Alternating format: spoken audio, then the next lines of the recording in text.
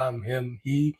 If y'all have ever seen my co-host, my girl, she just got a lot of like personal stuff, professional stuff really going on that I would like her to focus on before she gets back into podcasting. Because of course she's a mom, so it's me flying solo, but soon come in a couple months or so. He'll be back on, but let's just get straight into the content. I done pushed this back, but I think Saturday afternoons are actually a good time to do content. If you see me scratching myself, it's because I said, you know what? We just came from the park. I'm not about to take a shower first. We just about to get straight into it. It's hot out there, so we had to get it in before it got too crispy because it's already 88 degrees. And we just blessed to be here. But what we're gonna do a story time, but I want to hit up two current topics, and I kind of want to piggyback off of a topic we talked about last week, just a little bit before we get into this story time. The pop out, the pop out show happened. Kendrick Lamar used this great time that he's on top of the game, considered the best rapper alive.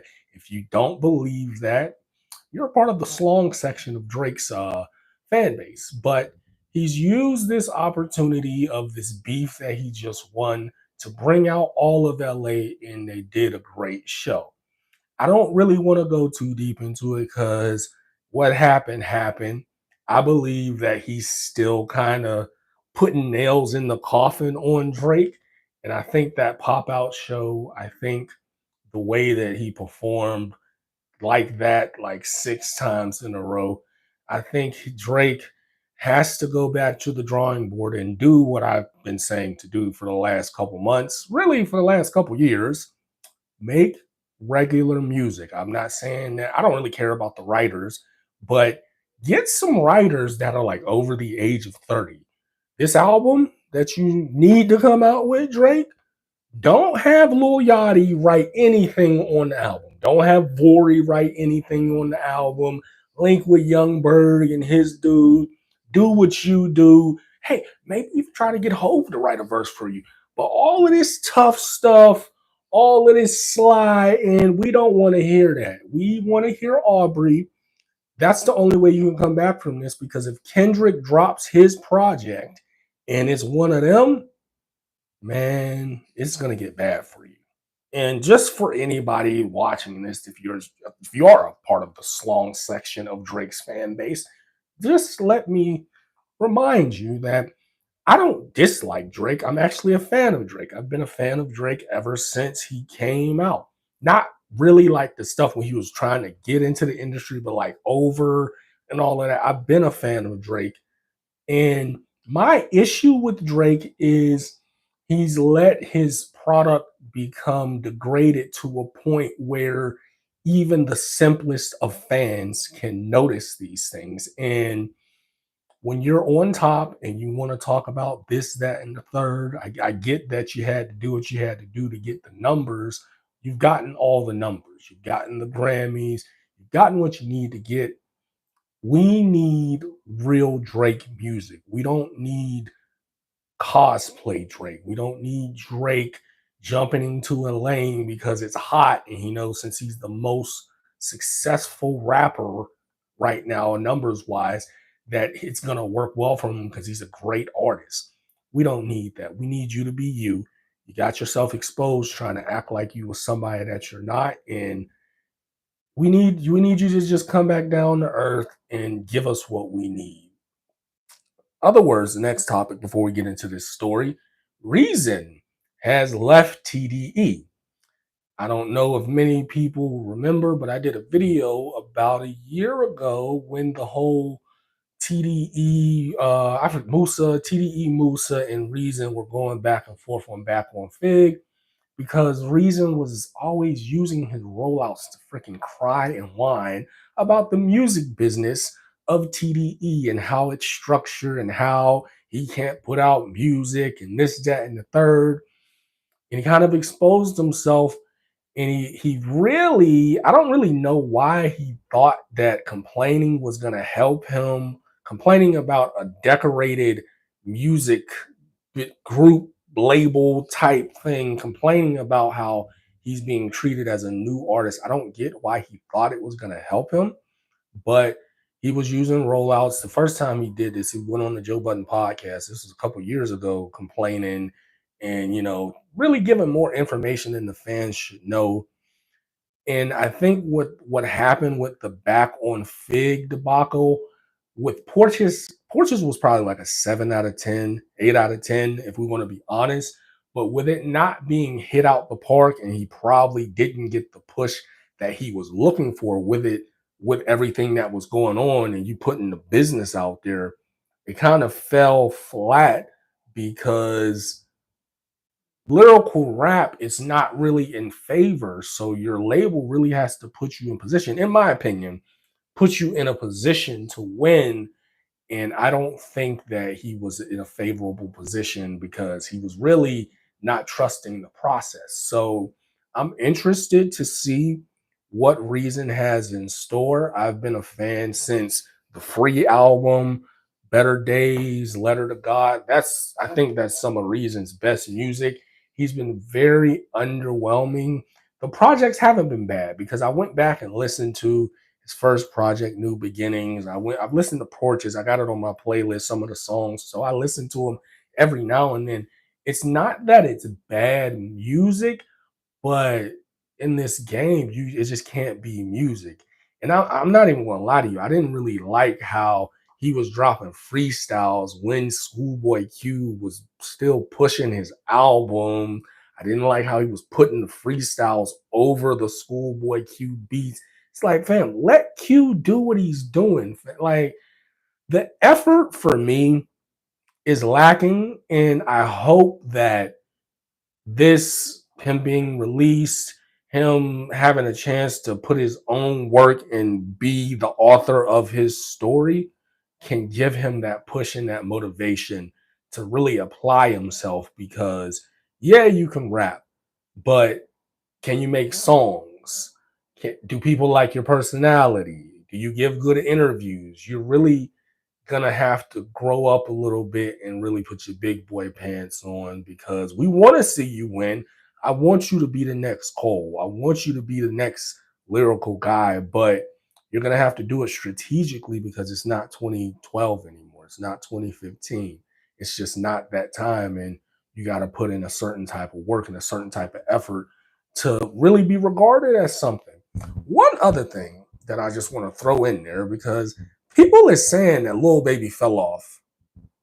Well, give me a second. How is it that Lil Baby fell off? I know that his last album, and I'm not going to harp on this. I'm going to get into the story soon. I know that his last album wasn't what the fans may have wanted in a terms of, it wasn't drilling, killing. But from a lyrical standpoint, every time I listen to it, it gets better.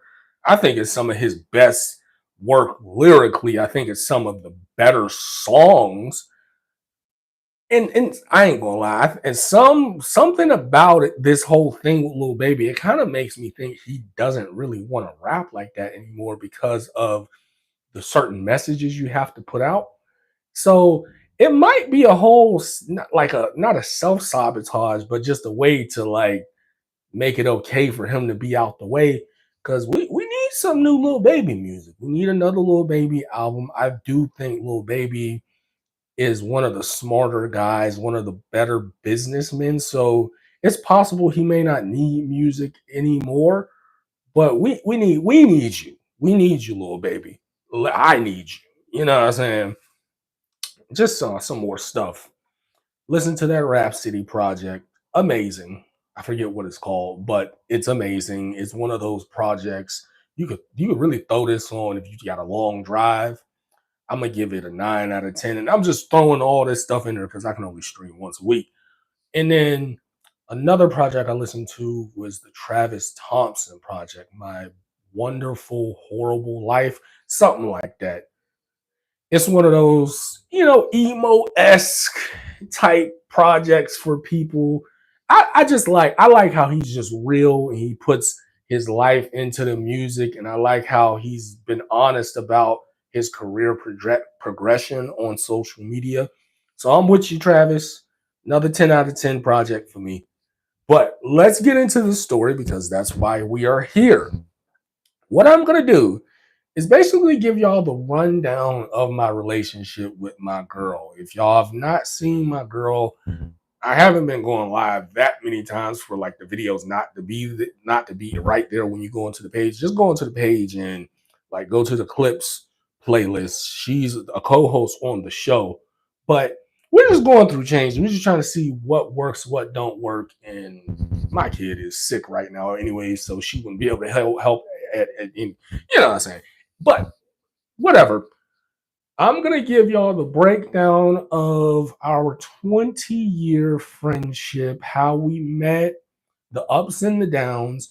And the reason I want to tell you the story this way is I want to give credence to why we talk about relationships, why I talk about relationships, why I feel like I can speak on it, because we have a successful relationship and not just an outside successful relationship, something that looks good, a real successful relationship. And I want to break that down just so y'all can get to know us better, know me better, know why I have some of the stances that I have. And maybe there can be some lessons or something that you can relate to in this story. So when I moved to Morningside inside of Pittsburgh, Pennsylvania, it was a nicer neighborhood than where we lived before. We lived in Wilkinsburg. So for 1 year, I was in the fifth grade. I went to Morningside Elementary. Unfortunately, Morningside Elementary closed, but fortunately, I got to go to Sunnyside Elementary, which was just in Stanton Heights, which is like right next, the neighborhood right next to Morningside. Morningside is like kind of middle class, you know what I'm saying? And Stanton Heights is like, people that make a little bit more money, they really don't want their kids messing with the Sunnyside kids. And, more black people live in Morningside. There's black people that live in Stanton Heights too, but you know that. So sixth grade, everybody that went to Morningside Elementary and was still not in high school was going to Sunnyside. So one day, I was a little pimple faced little boy. I was really throwed. I had no bass in my voice at this time, no swag. But I mean, I guess you could say I kind of look the same, just a little bit. I just have facial hair and I'm fat now. But one day, it was like the first week of school, we were at lunch and then we went to recess and they were lining us up. I don't know what they was doing. They was lining us up in a certain type of way and then like they was picking, oh, such and such class, go. And I seen Satira. Satira, she was light skinned, you know what I'm saying? I don't know if she was wearing her real hair or not. She was wearing a weave. She was wearing a weave. She had not started yet wearing makeup, and she still had that little baby face. She was voluptuous, very voluptuous. I would like to say it says in my notes that thing was sitting. I seen it. I said, "Ooh, I like that."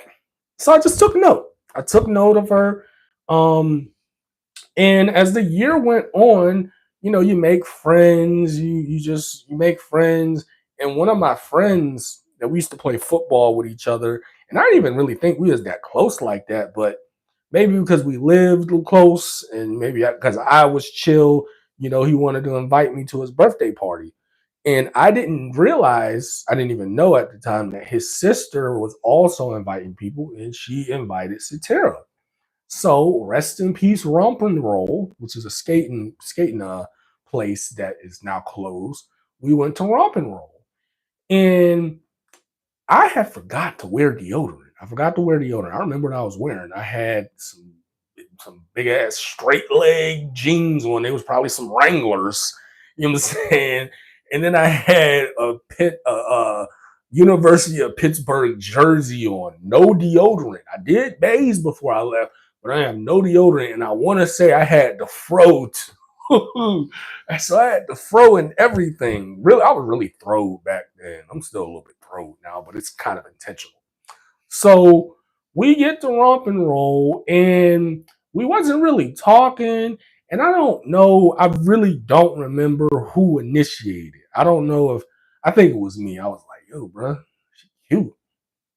And saying she kind of thick too. Like, ask your sister what's up with her. You know what I'm saying? So we passing information through my friend to his sister. She saying she like you too. You know what I'm saying? She says she want to skate with you. So we start skating, and Satira, she's scary. So she was like real scary. I'm helping her. Her friend is being a C block. I'm holding both of their hands. I don't know what she got going on, but maybe she's trying to get in, trying to, you know what I'm saying, do some lame stuff, but it wasn't working. So we skating, we doing our thing. And I guess she was feeling me because she wanted to sit next to me on the ride back. So my homeboy, his uncle, he had one of them big vans, like you know them vans with 3, 4 rows. You know what I'm saying? I'm not talking about the minivan like the updated. I'm talking about them old school vans. He had one of them vans, and she sat right next to me, and all the grown-ups sat in the back. So we got it cracking. We was getting it cracking. She was all over me. You know what I'm saying? She all over me. So we start going together. Long story short, I ain't gonna lie to y'all. She broke up with me like a week later. And the reason that she broke up with me a week later is because I am a cornball. With being a cornball, people is not going to feel like they're going to be like, oh, they making fun of you because it's like, oh, you messing with this weird ass dude.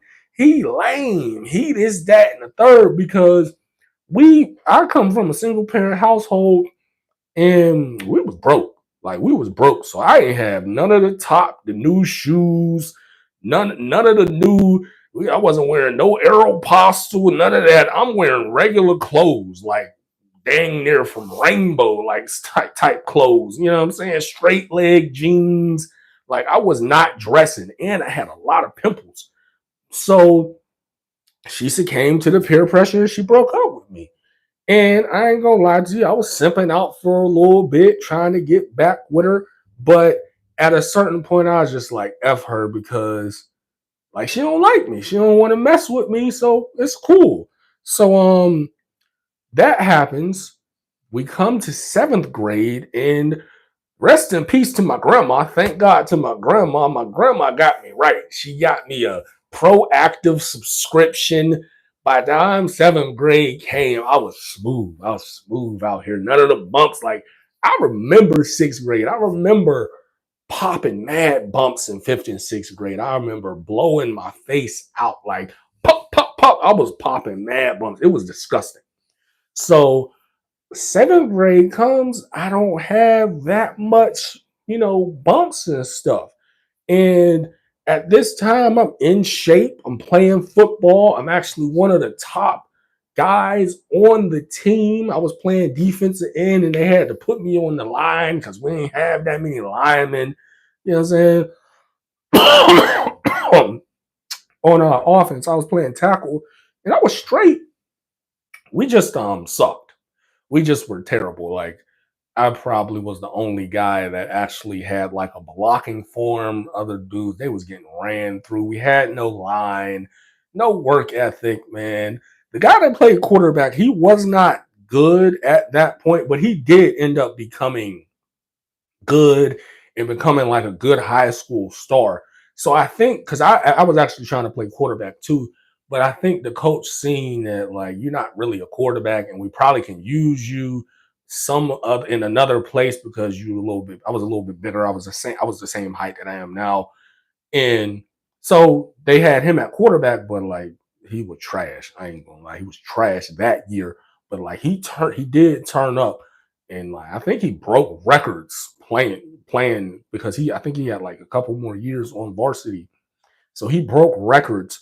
His next year, and he went to go play at a top school called Gateway in Monroeville, and y'all might not know where that is, but they're a top competing type school. So he did well. He did. I think he went to school to because he switched over to playing defensive back. So he was nice, but I'm kind of feeling myself at this time. Like I was always able to get some type of girls, not the ratchet ones, not the ones that most simps have, like most black guys default to, because they ain't like me. Because if you look at me, if you're from Pittsburgh, you would probably think I'm weird because I don't act like people from Pittsburgh. Number one, because I wasn't born here. I am a Floridian to the blood, even though I was raised here. Like, I kind of found myself when I went to Florida. So I think I've always had that type of vibe. And I never really cared what people think. So it just was what it was. So, long story short, we get to seventh grade and she owned me. She owned me, but I kind of wanted to get her back because it was like, fam, you was all over me.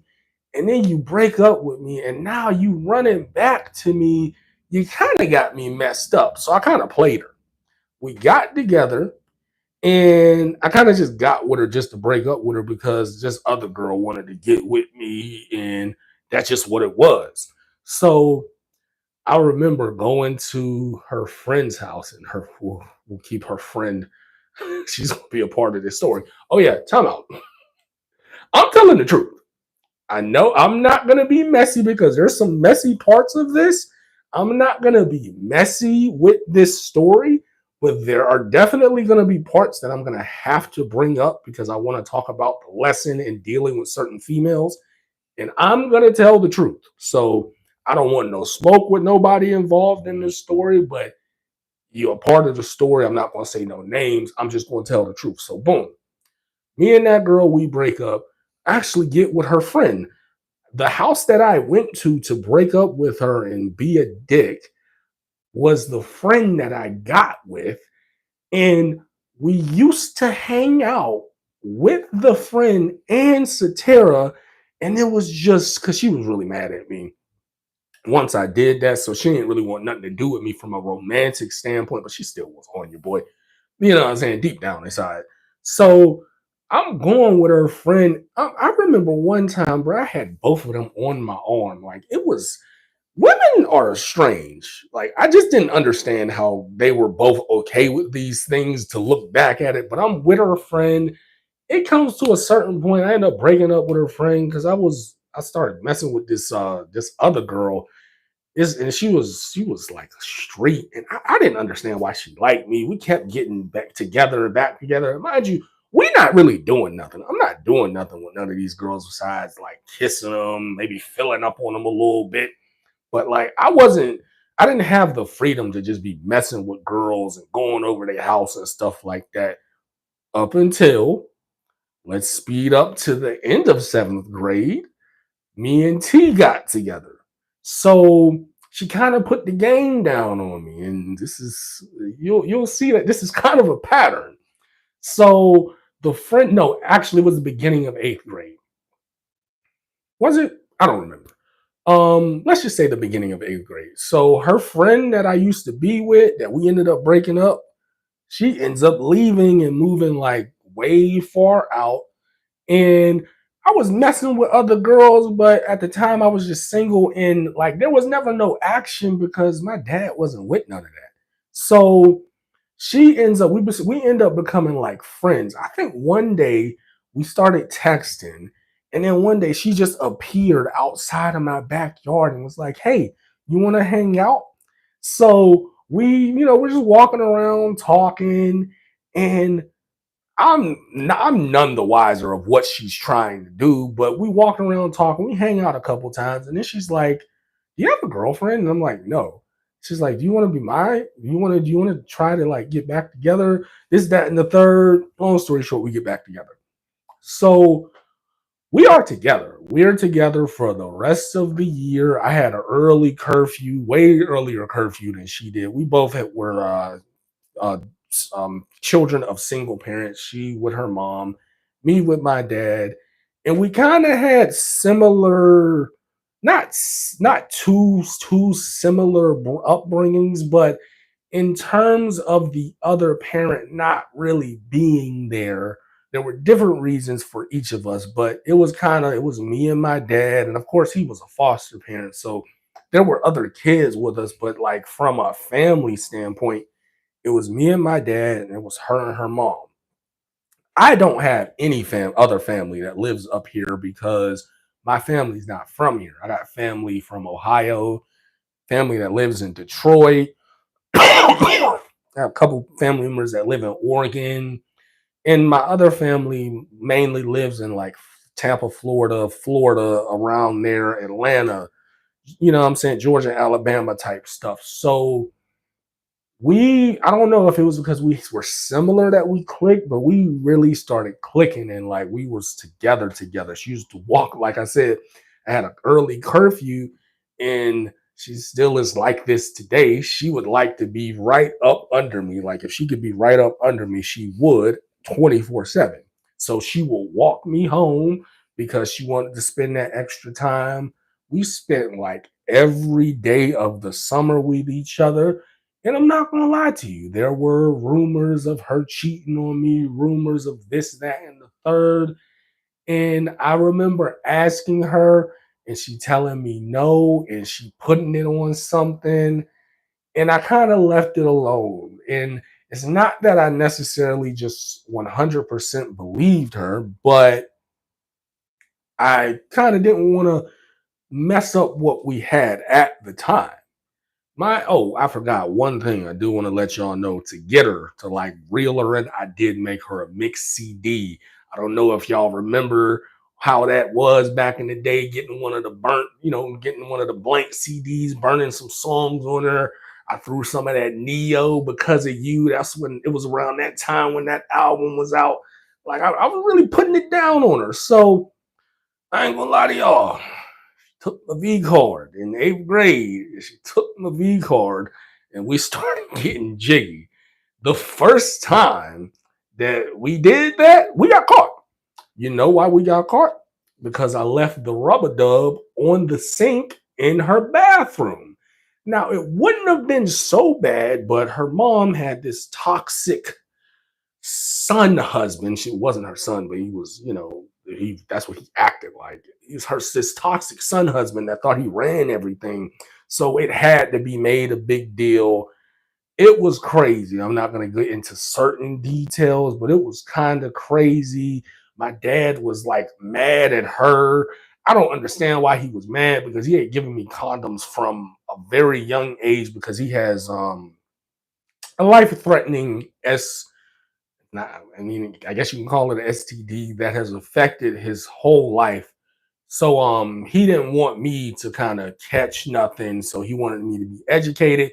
But for some reason he thought that like it would actually deter me from having sex. But why would you think that with a 13-year-old? So that happens, but honestly, her mom didn't care.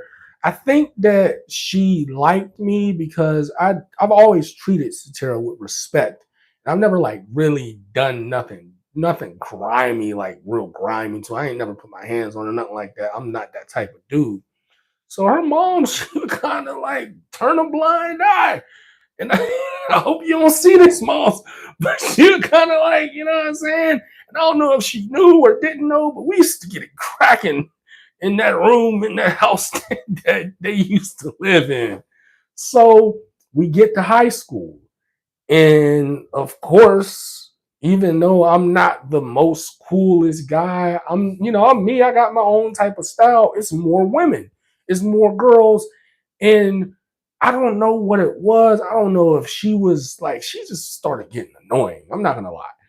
And I don't know if it was because she was cheating on me, or if it was because she was kind of going through stuff with her mom and that dude. Like they went through a lot with that guy. He was a piece of crap. So I'm to the point where I'm kind of bringing this stuff back up. Like, bro, you done cheated on me. You this, that, and the third, and she really trying me. She really trying me. She kind of gaslighting, and at the same time, this other girl. This is the part where I'm going to be truthful. I'm not going to throw no shots, but we got to tell the story. This other girl starts inserting herself to the point where we had a couple classes together. She would sit next to me every day, and it was under the guise of a friendship. This one girl And this guy, I've told stories about this guy before. I forget what his name is. We're gonna call him Jack. Jack and Tisha, we sitting together. Jack is like following me and T around. We to the point where the whole school know about us. Oh, y'all so cute, this, that, and the third.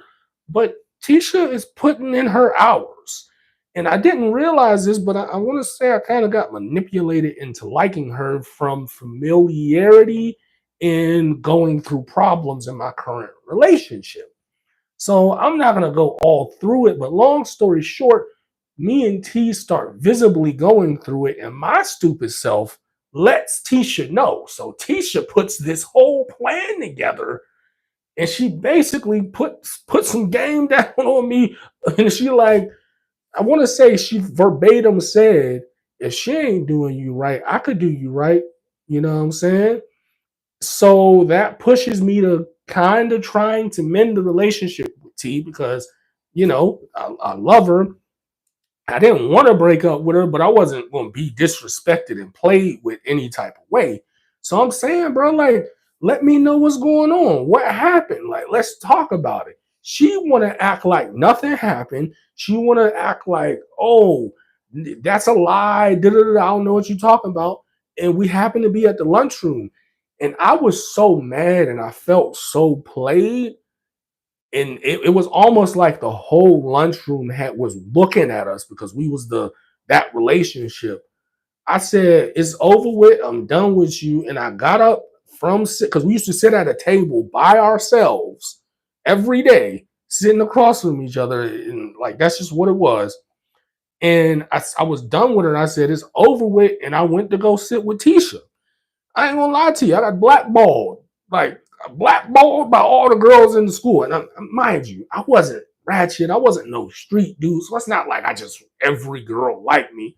But the female population in the school, they really felt away because a lot of reasons is that they just thought y'all know this, that anytime something happens with a man and a woman, it's always going to default to the man being wrong, and oh, you could have did this, like you just got to let her treat you any type of way, you shouldn't have broke up with her, all this goofy stuff.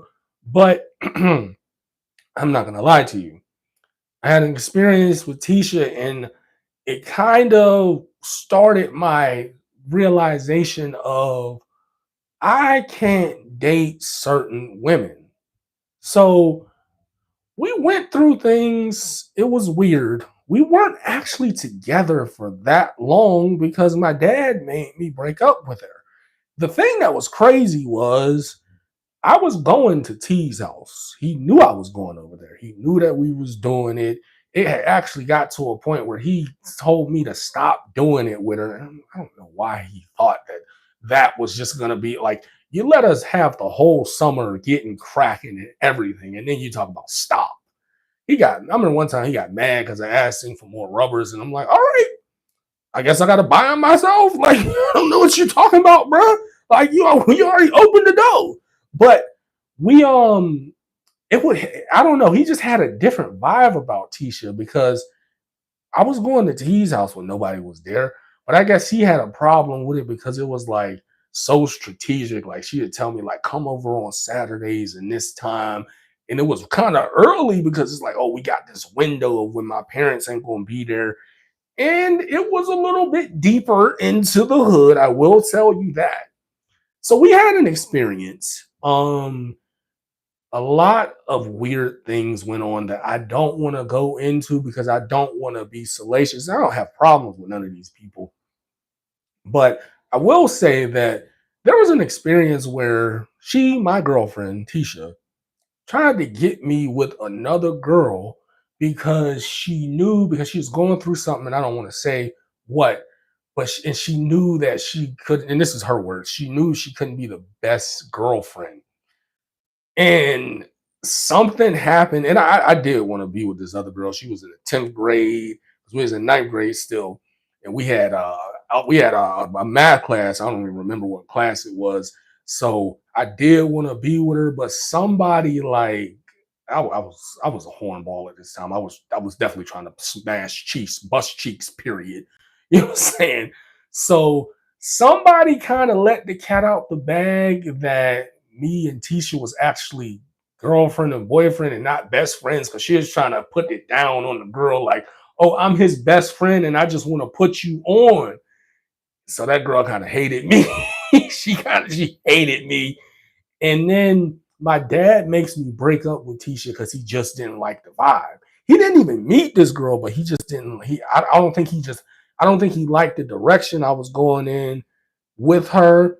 I'm not gonna lie, it was kind of a good idea that he made me do that, because I kind of felt, because she had like real feelings for me, and I kind of felt bad, and I kind of never wanted to be like, I ended up breaking up with her at a point, like, and like dead and everything, because when he made me break up with her, it wasn't like I was like, oh, I don't want to be with you. It was just like I have to, so we can't be girlfriend and boyfriend. So now we just talk.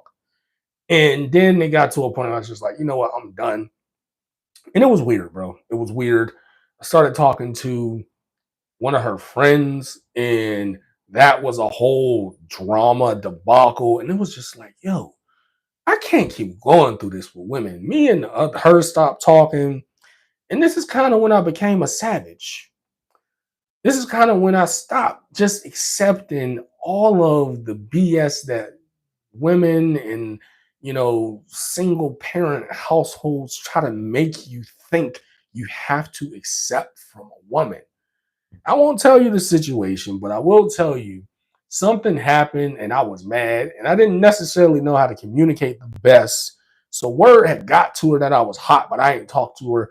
And I guess that was going to be her angle to trying to kind of evade accountability. So she breaks up with me, sends me this long message on Facebook. And I'm just thinking in my head, bro, first of all, I was trying to pop cheeks, wasn't really trying to, really do all of that. And I'm young at the time. I mean, we are in the 10th grade, so I'm not saying this to talk stuff, but this is just what it was. Like, it was just a pastime. I'm going through stuff at home. Like, I really hate being at home. I think I'm on punishment too. Like, I was on punishment for like all of high school until I left. So she sent me this long message, and I just said, you know what? F that. I'm not reading that. I'm not reading this message. It's over with. Let's not be together. Cool. Shut it down. So the year goes on. Satira had eventually left the school that we went to, because it was I guess it was tough. Like, I felt bad because she was so sad, but I wasn't gonna let that make me do anything, because you did me wrong, and then you let the narrative go that I did you dirty and like that I broke your heart, and that's just not what it was. So I didn't care, because it was like you being selfish, and I don't play like that. So I get to the point where I'm just like, you know what? I ain't about to be in no relationships no more. And I was never in no relationship after that up until I got back with T. I was always talking to women and stuff like that, doing whatever, doing it up. But I was just to the point where it's just like, bruh, I'm not rocking like that. Like, I'm not letting women just treat me a certain way, and they think just because you a girl, you can treat her in just any type way you want it. We ain't on that. So I'm having little flings, this, that, and the third. Me and T ended up getting back in contact, but she still was on that BS. Like, and it's just like to the point where it's like, bro, I'm not a girl. Like, you can't, like, you're not running me. You're not gonna play with me. You're not about to act like you can't never do nothing wrong. We ain't gotta be together. So we kind of stopped talking because we was bumping heads, and it's just like, bro, you tripping. You feel me? She initiated, but it was like, I was always G with it when it came to women. All right, cool. Oh, we should just be friends. No, we ain't gonna be nothing. That's the last text message. It's over with. So, she I don't know what it was. I guess she had been dealing with some dude, and then they broke up, and I guess, like, how she going back with him and stuff. He was putting his hands on her, all the stuff. And she ended up breaking up with him again, and texting me, and saying, we gotta take it slow, and this, that, and the third. And Man, watch out. Oh, well, I need to get over this dude, this a-hole and all this. Man, I ain't on none of that. I ain't that type of dude. So I never returned her text message.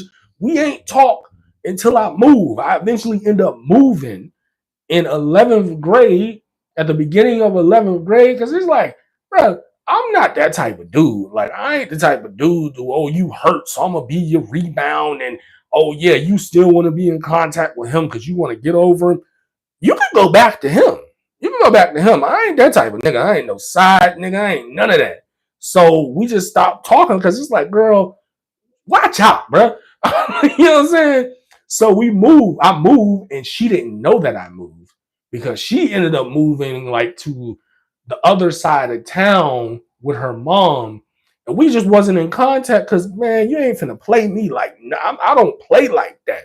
You feel me? So she already know she on your boy. So 11th grade year, she hit me up and she's like, "Hey, how you been?" And this, that, and the third. And she was really trying to be like, let's hang out. But I knew what she was doing, so I had to just throw it in there, just basically tell her, like, I don't live in Pittsburgh no more. I live in Tampa, Florida now. So I'm not gonna lie, bro. We just kicked it that night, like talking on the phone. I think we talked on the phone for like 4 hours.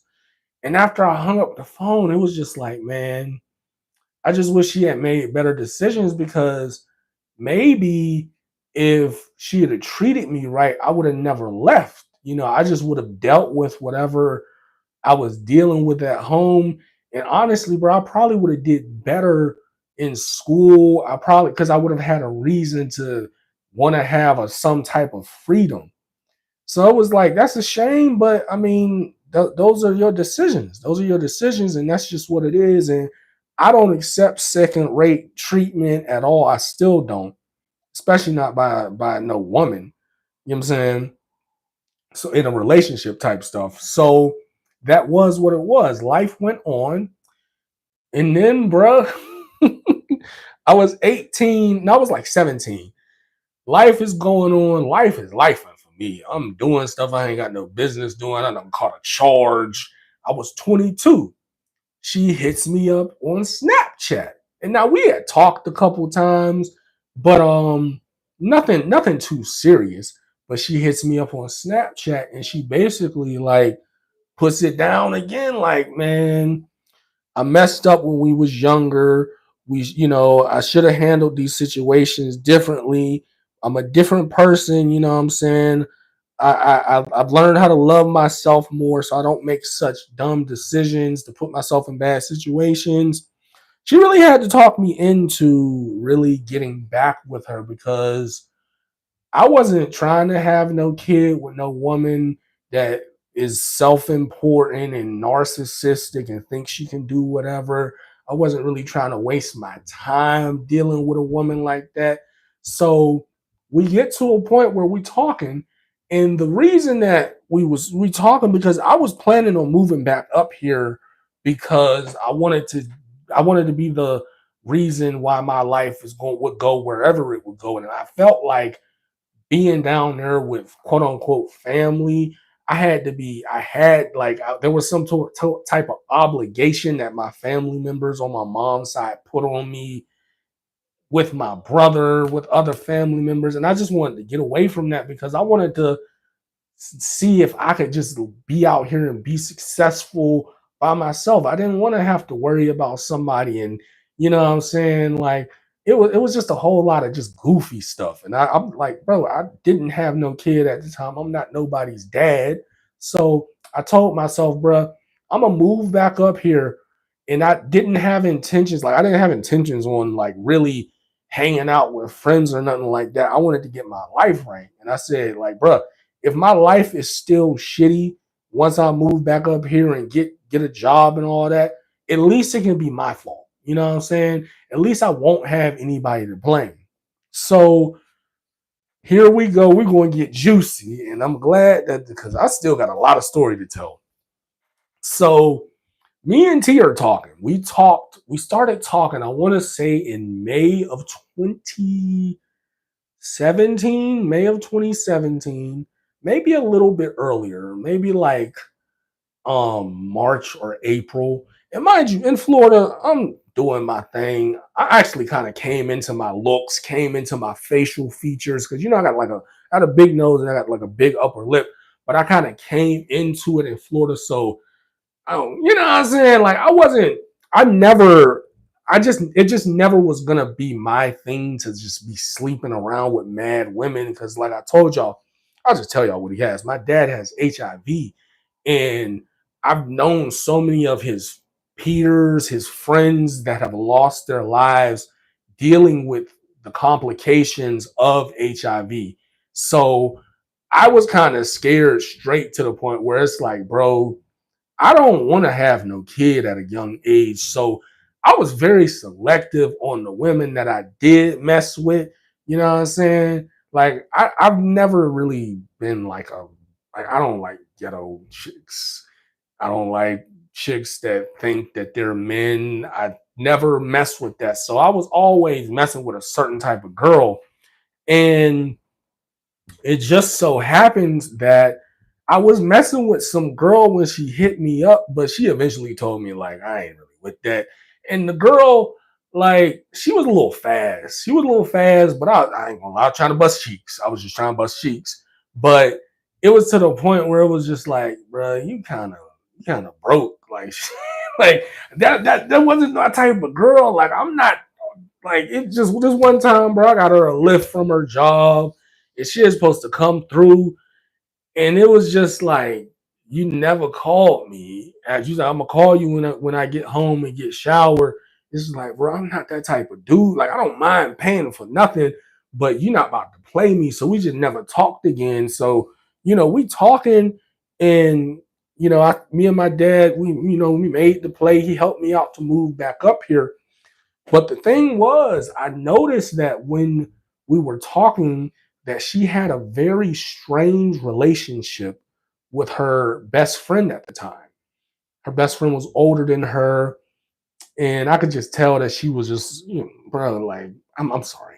Most people that have friends and they're like, there's a sizable age difference, the older person is usually using you as a lackey, a lapdog, just using you as somebody to just be in BS with unnecessary drama. They're probably not, they probably don't act their age. And it's just not a good situation. So I kind of told her because she was giving me the rundown of her relationship and this, that, and the third, and all of that. And I told her, I said, bro, I'm gonna be cool when I move up there. I'm gonna be cordial, but once the weird stuff starts happening, it ain't going. It's if it gets to that point, it's not gonna work for me because I moved so that I can get away from unnecessary drama and people that like to act like children. That's not what I was trying to do, bro. And on top of that, I just let her know because you're working at a bagel shop. Like, you need to get a better job, family. Like, we getting to that age where, yeah, we got to get better jobs and that. And I'm because I want us to win. So, long story short, her and the friends fall out because once I moved up there, I was not with you just being a lapdog. Like, yeah, you can do this, do that for her, but you have to be treated a certain way. You have to, like, fam, you go watch her kids for her. She at least need to pay for your bus fare. At least got to take you home if she can't pay you for watching them. But you walking and having to spend your own money and you doing this when you're sick, hell no. I'm not with that. You're not gonna treat my girl like that. And it used to be times where, and again, I don't have no problems with nobody, but I'm keeping it real because people need to hear stories like this, and they need to hear successful stories. So it get to a point where, like, I remember when I first got up there, she used to call my girl all throughout the day, all times of the day. If she don't answer, she go call her mama, and I'm like, bruh, that is not your girlfriend. That the only reason, and that's still a little bit too much. The only reason that y'all gotta have some type of relationship and y'all gotta have some type of ties to each other, maybe a child. but this is not regular. And she know that she with me. And now that I look at it, it was her trying to assert some dominance and trying to still put it in T's head that like, yo, yeah, you with him, but I'm still your best friend and this, that, and the third. And I'm just letting her know, bro, this is weird. This is weird, bro. So there were a few weird instances. But one big instance that I do want to talk about is this time we went on a camping trip. Oddly enough, me and Tara, we was in the wrong. I ain't even gonna lie to you. We was in the wrong in this situation. Long story short, it's me, T, her best friend, her dude. I want to say there was a couple other people with us, and then this one girl, we'll call her Tisha as well. She wasn't black, but we'll call her Tisha. So me, I'm cool. Like I'm not the guy. I don't have a wandering eye. I obviously moved up here partly to be with T, so I'm not out here about to be cheating and all the goofy stuff. I don't play like that. But Tisha was out. I guess she was out there. I can't tell you this. I don't know any. I ain't never talked to nobody that done flipped her or nothing like that. But it was out there that she was a flipper allegedly. I don't know. I don't. You know what I'm saying? I don't care about stuff like that. But Satara at the time, she was still a little bit immature, a little jealous, and I guess she could see how the games that Tisha was playing with me, and she was taking advantage of the fact that I'm just a nice dude, I'm outgoing, and what happened, long story short, was Satara caught an attitude with me, like a real attitude, like a I'm about to start an argument attitude because of the way that she was acting. And you didn't like she didn't say nothing to me. She didn't say, hey, I don't know if you can tell, but she tripping right now. Back off. You know what I'm saying? She didn't say that to me. So that pissed me off because it's like, bro, if you have a problem with me, if you have a problem with what's going on, just you tell me what's going on. We can go from there. But it pissed me off so much that you really trying to go back and forth in front of people over nothing. So it blew me, bruh. I stopped talking to her and I got really drunk. And she was still acting the way she was acting. So I flipped out on her. I flipped out on her. And I'm not gonna lie, bruh. When we would get in arguments at first when we got together, she would be kind of disrespectful. Disrespectful meaning she's gaslighting, she's not having no accountability, she's trying to flip it on me. And I'm gonna get disrespectful back with you at this time. I was still burnt out. I'm still on pseudo street time because I wasn't a street dude, but I had gotten into a couple of situations to where it's just like, bro, you just can't let people try you. And I kind of still was in that mindset. So I'm calling her out of her name because it's like, you disrespecting me, I'm going to disrespect you. Like, I'm burnt out, bro. So her friends try to get in it. And I'm so lit, I don't even remember this. Apparently, I shoved people, but bro, I wasn't pushed. I wasn't trying to hurt nobody, but apparently I was shoving people because people was getting in my face and trying to tell me to chill out. But it's like you the one acting stupid. You over here, you know what I'm saying? So we ruined that. We kind of ruined that thing. We was crashed out. You know what I'm saying? Apparently, Tisha at like the wee hours of the morning was trying to convince Satara to break up with me because she just wanted to get bust down so bad, allegedly. I don't know, bro. I don't understand these games that people play. But apparently that was the case, and she wasn't with none of that. So one of her friends actually stopped talking to all of them over that situation. And it got to the point where I had to let her know, like, bro, I don't play like that. So for you to even think that that was what was going on is lame because I done moved up here for you. We done moved in with each other. everything. Like I done did everything I said I was going to do from the time we started back talking and stuff. So don't play with me like that because I'm not that type of dude. If you want that type of guy that you can play with like that, and y'all can have these frivolous, arguments, you could go back and go. It's many guys like that, and that was one of the first problems that we had was like the disrespect, and not outward disrespect, but the gaslighting and the lack of accountability, to the point where in our first apartment, it got to a point where I was like, you know what, bro? Well, I can go back to my dad's house. Like I'll pay, what I'm supposed to pay, but I don't want to be with you if we're gonna do all this. And it started I started trying to let her know, like, bro, trying to let her know like how to treat me.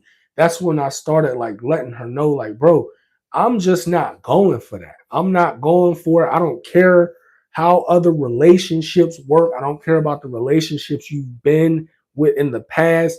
I'm not that type of guy. I'm not playing like that. If you want to be a kid, go be a kid with somebody else. But I've been on my own since I was 18, bro. You know what I'm saying? Like I've been paying bills since then, paying certain, forms of rent because I was staying with family members for a little bit. But it's like, bro, I'm not doing that. We're not going to have a relationship like that. So we started getting on track with like, fam, you gotta be an adult, bro. Because we would get into it, and I would tell her like, bro, grow up, and she would get mad that I would say that. But it's like, fam, if you don't want me to say grow up, stop acting like a kid. You feel me? Because I'm going up. We going up. We're not playing. I'm not playing no games. If anybody want to be down there and do lower level shit, you can do lower level shit, but you got to get the fuck away from me. And that's just how I operate. So fast forward, we working it out. We still, we having hiccups and everything, but her friend, she eventually X'd herself out of the picture. When we moved in around the time we moved into our first apartment, because she was just extra hating and extra, oh, I don't want you to leave, and because they worked at the same job. But it's like, bro, like this is a bagel shop, bro. Like, fam, you can't even work full-time hours. Like you can because you a team lead, but it's like, bro, do you want to be a manager, bro? These niggas is washed in here.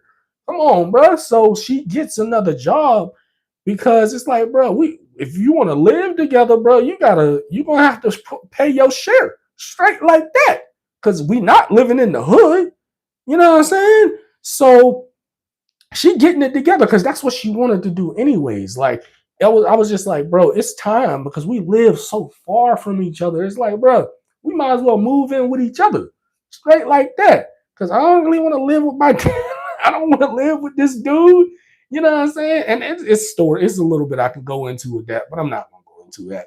So her friends basically she throwing out there. I don't know if Michael's going to help you like he's supposed to, and this, that, and the third, and that kind of fractures the relationship even more because it's like, first of all, you don't know me, you don't know what I do and what I can and can't do. So for you to say that, you really hating and trying to hold her back from being just elevated.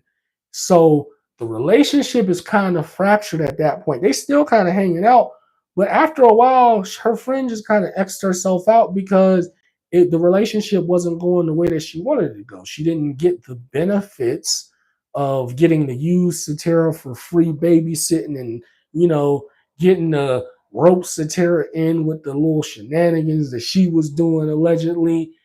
And I wasn't going for none of the fuckery. You know what I'm saying? So we doing better. We move into another apartment, a different apartment, a little nicer area. In this area, her mom actually lived in that apartment. We stayed there for 2 years. She actually lives in the same apartment complex now. And we were working regular jobs, but it's cool. You know what I'm saying? But I ended up having a little mental health thing where I had gotten to the point where I was just surviving. Like I was going through so much in Florida. I was exposed to such like the street stuff, and I hadn't really dealt with it. And I was just working the work. Like I didn't have a plan. I didn't have a, oh, I'm gonna try to get this position, and then I'm gonna try to, do this. I was just working the work, and I really at the time kind of thought that I was just gonna be working at this place forever. You know what I'm saying? Because I don't have a degree. I didn't think that I had skills at the time. So working at this call center, I was working at a student loan servicing call center and just experiencing real life and being at a point to where it's like you gotta keep working because it ain't nobody out here that's gonna take care of us. It's me and T. So I had this breakdown, eventually having to quit, and I ain't gonna lie to you, Corona kind of made it easier on us because it wasn't like you know what I'm saying. People was losing their jobs. It was a lot of people that couldn't pay rent. So it was really only like 1 or 2 months where we was kind of short. It really wasn't too crazy, but it got to a point where I had to realize, bro, I can't do that anymore. Working at a call center, I had worked at many different call centers, so I was kind of working my way up, but I just couldn't do it anymore. I actually was working at a call center. I got another job, but it was through a temp agency, and ended up getting fired because I was having to leave because it's like, bro, that environment, it just wasn't something that I wanted to do, and I needed to do something else. So I start working for a warehouse just so I can have a job. I remember when I got fired because we was already having money problems, and then I was making some good money working for the little time I did. And when I got fired, she started tripping, and I told her, bro, because I had been applying for mad jobs, so people were still calling me, and this was the time where I think it's still easy to get a job, but you just have to apply yourself. But this is a time where you could just get a job. Your resume could look like anything. You could just get a job out here. So me, I was able to get jobs. Period. So by the grace of God, this warehouse job that I had applied to months ago, interview with a girl months ago, they actually offered me the job. So, oh, you can come in now. Da, da, da. So, boom, I get that job. We working, we doing our thing. The thing was, word had kind of passed through her family, her dad's side of the family, that I did not have a job. And I'm gonna just keep it 100 because I don't fuck with this nigga. He kind of took it advantage of that situation to kind of throw my name through the mud, and like a hoe, he was calling around telling her sisters a made up version of the story to make me look even worse. And the crazy thing about this was that I told T that this was going to happen. And long story short, I did not like the way that she handled the situation. So I was gonna put my hands on Buddy. I wasn't gonna try. I wanted to speak to him and see what he had to say to my face. And if I didn't like what he had to say, I was gonna put my hands on him because I knew you was a weirdo. You was a goofy. I never knew you. You know what I'm saying? I'd have known your daughter since she was 11. I never knew you, and you think you about to come here and have something to say when where you be. You know what I'm saying? So that was a whole issue, and it was about to be over again because I felt disrespected. Like, bro, nobody is gonna just sit around and tell lies about you to my family and make it, make certain assumptions that are not true and use a chance for a small time that I'm down to try to make me look like a POS when you're literally a POS and absent. So we broke up, and I'm ready. Like, well, I'm about to move out. We about to, like, fam, I'm not with this. But we ended up mending it, and it's a good thing that we mended that because she was pregnant. She was pregnant. Now, with T being pregnant, bro, I think, and I'm telling this whole story, we're kind of growing up together. We're helping. We're coming into our own. we are getting very overweight at the time. We'll get to that. But as far as professionally, we're doing good for two people that don't have degrees. So we're growing up, and I just get to the point where it's just like, hey, we can get back together. We can do this, but this has to stop. The scary stuff, the unaccountability, the flipping, like I'm not dealing with that. I will not deal with it. I will not take it. And I think with her being pregnant, with us eventually having our daughter, I think she seemed like she didn't want, like, just like I didn't want to have that type of relationship where you're arguing in front of the kid, you're disrespecting each other in front of the kid, you're talking down to each other in front of the kid. And that was another part of the thing where it's just like, bro, like I don't do that, down. Like, yes, I was being disrespectful, and I started catching myself because just because she's disrespecting you doesn't, like, it doesn't make it okay for me to do it. Like that still says something about me. So it's just like, bro, you got to grow up as well because you are the leader, you're the man of the house. So if you don't change your behavior, how you should expect her to change her behavior, even if she doing BS? You know what I'm saying? You still have to have a line of communication. So I'm growing up, and once she got pregnant, I definitely stopped. There was one time when the baby was born because she tried to do the little flipperoo on me, and I flipped out on her. I flipped out on her, and I said, bro, like I'm still working on me, but fam, you gotta stop.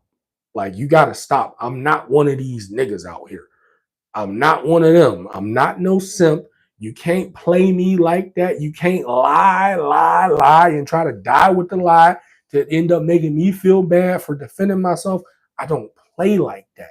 So she finally got it, and then it's like, bro, stop playing with me like that in front of my daughter because that's that's not right. That's not right. So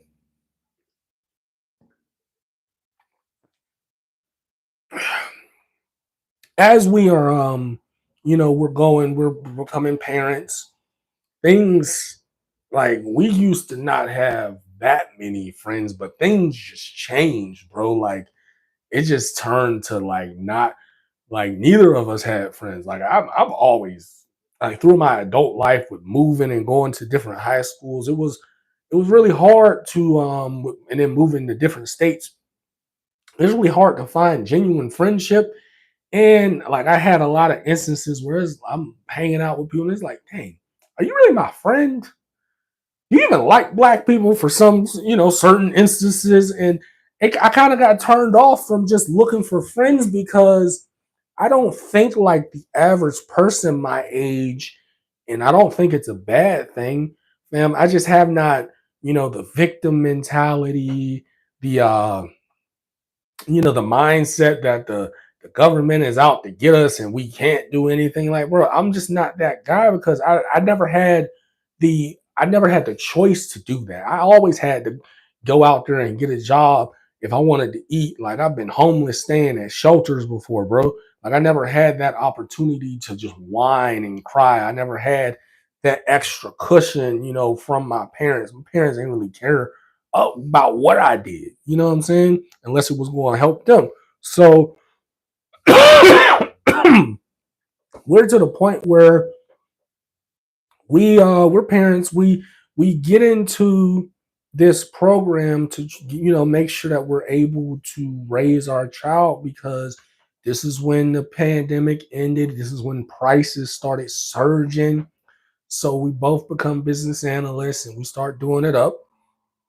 So Tara will tell you that she should have stayed at her old job, but she knows she shouldn't have. She knows that that good boost in that pay was exactly what we both needed as parents to make sure our kid can just have the life that she should, from a certain standpoint. So we really, like, once we had the kid, bro, we really, the hard time that we went through, with me not working for or not being able to go to work because I had a job, but I was just on FMLA dealing with my mental. That brought us together. Us, just me having to take care of her and service her with her being pregnant brought us together.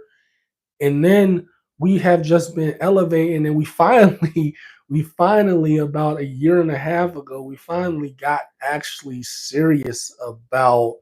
I mean, I got serious. Satira, she just followed my lead, but she, you know what I'm saying, she be needing a little push here and there about losing weight.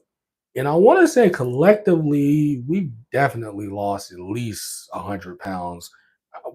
No, at least 150 pounds. So and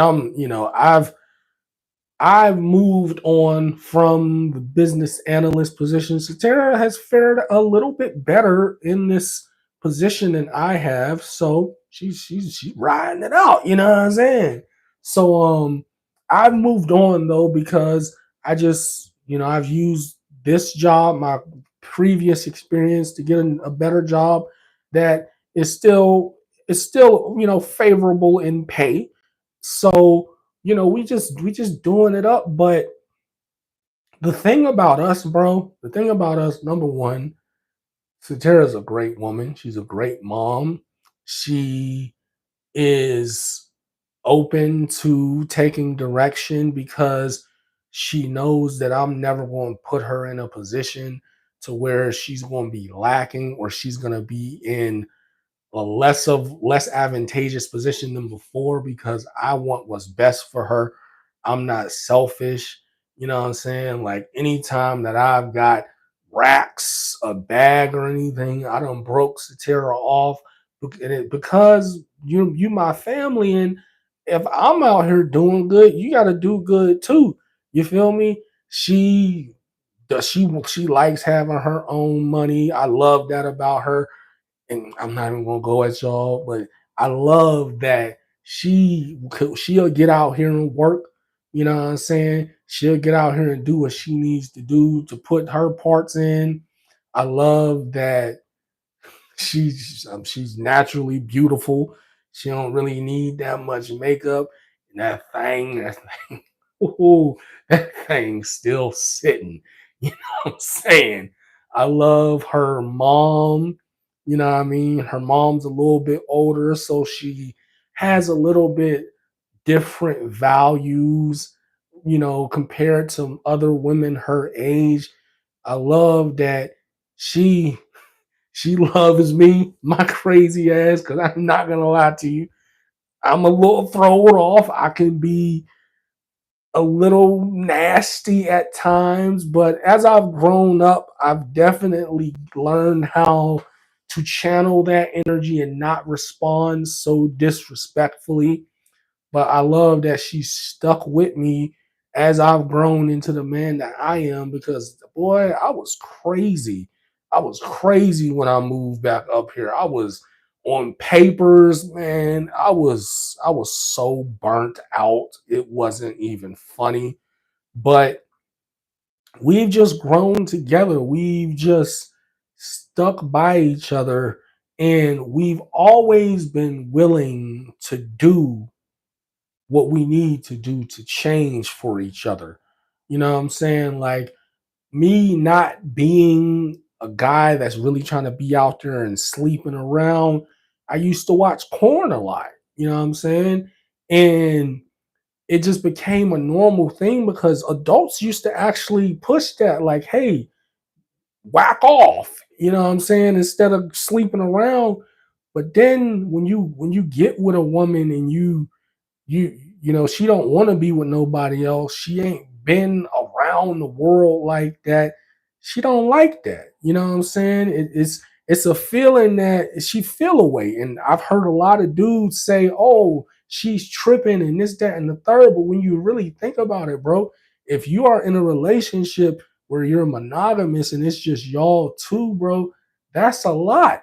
That is a lot. And she not doing that, you know what I'm saying? So these are things that you have to learn. Like you got to learn how to love on your girl. You got to learn how to satisfy your girl. You know what I'm saying? these are the things that a lot of men and women, they don't value. And I think that's why people don't stay together. They don't care enough or consider their partner's feelings or their needs enough to want to change in certain aspects.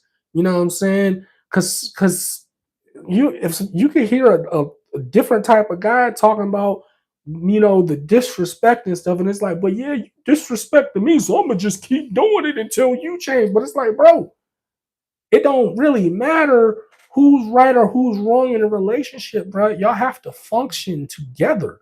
So if there's something that she wants you to change, you gotta change it. Even if she's doing something you don't like, as long as she's willing to change, why wouldn't you be willing to change, and vice versa?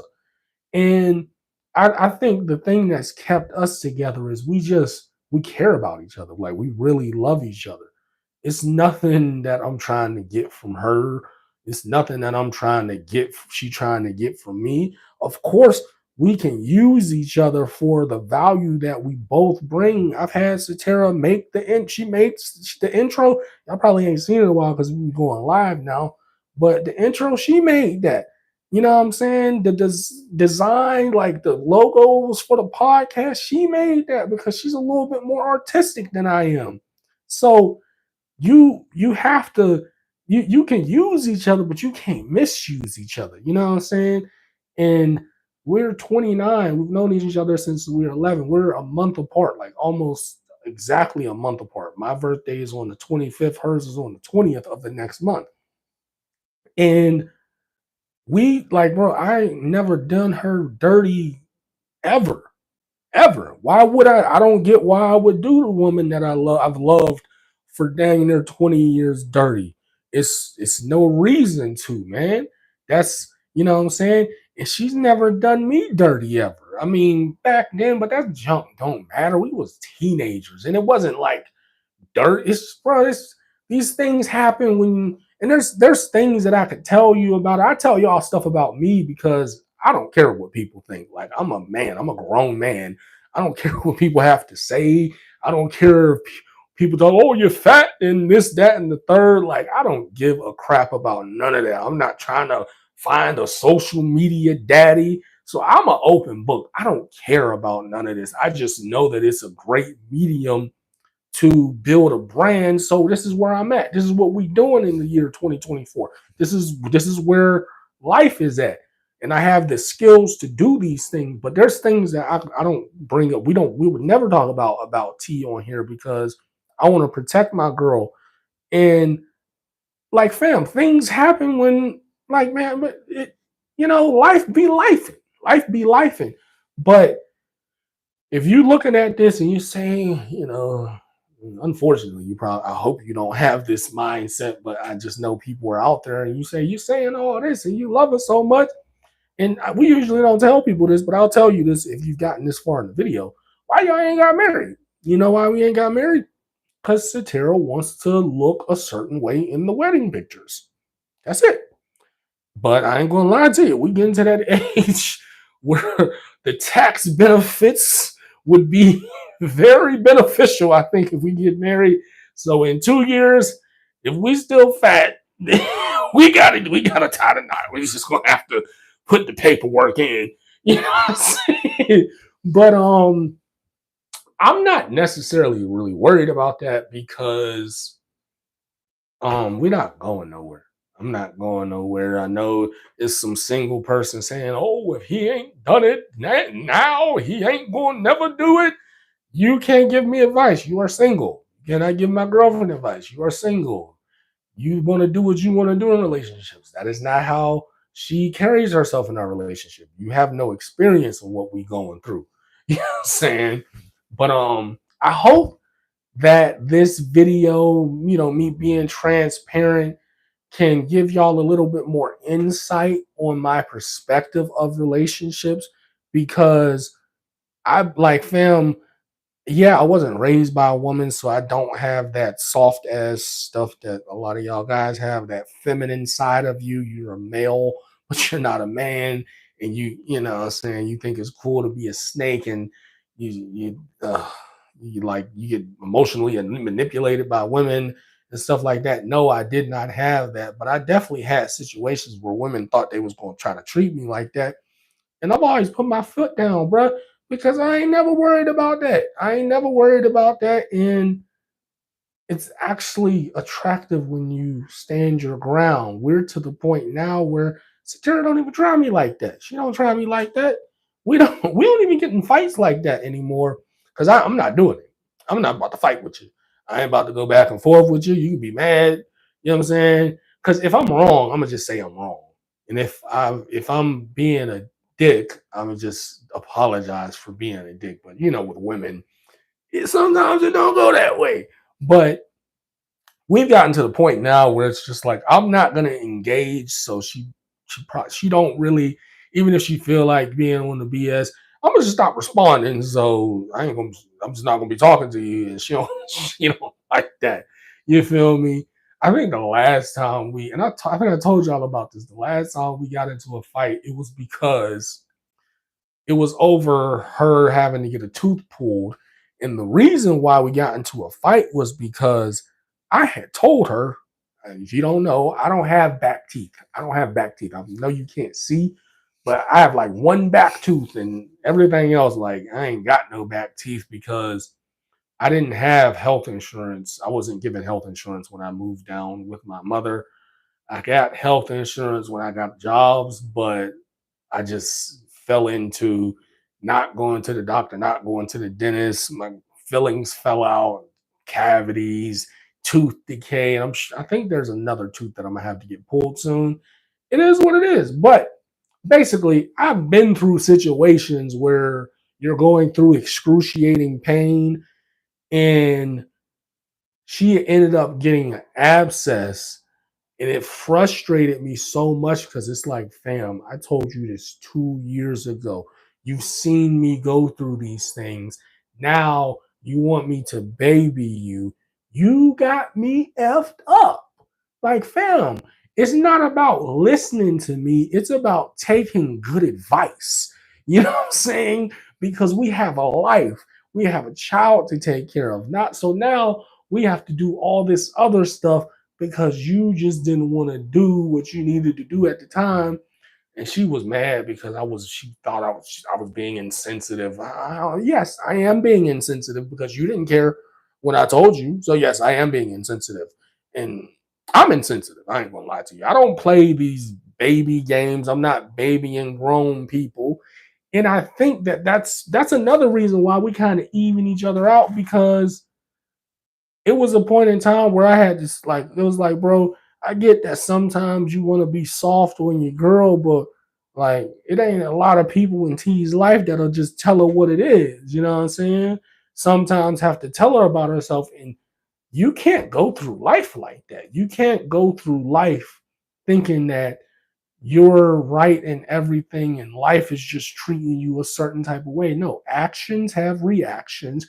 If you want to be successful in life, you have to you have to make your routine successful to live a successful life. So I've been that rock, and I'm that type of person. I'm not about to say nothing to make you feel no type of way. I don't care how you feel.